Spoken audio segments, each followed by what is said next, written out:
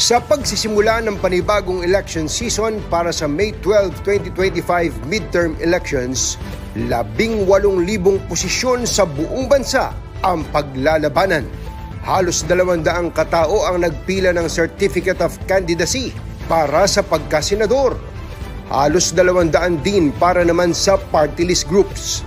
At libu-libong kandidato para sa local government positions. Sa mundong sinasabi ng iba ay masalimuot at minsan madumi, bakit marami pa rin ang gustong pumasok?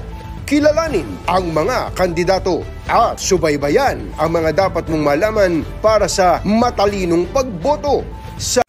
Sa labanan sa pagkakongresista sa Metro Manila, ang mga dating magkakampi abay magtatapatan na sa Hatol ng Bayan 2025. Yan ang ulat ni Clazel Pardilla.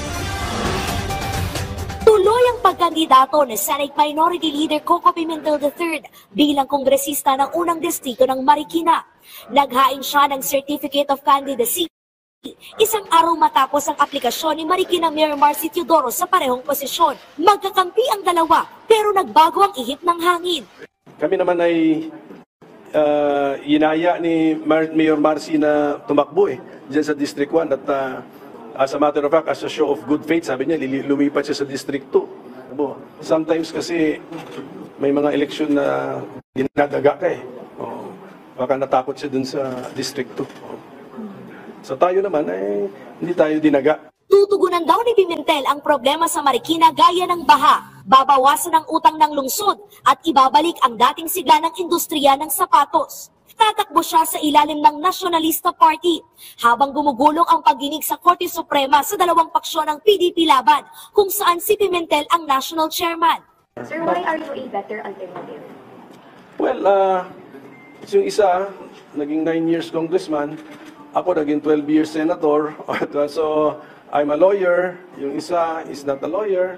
Well, siguro sa tail of the tape, may laban naman tayo. Kasama ang kanyang ama na si Senator Raffy Tulfo, naghain na rin ng COC si Congressman Ralph Tulfo.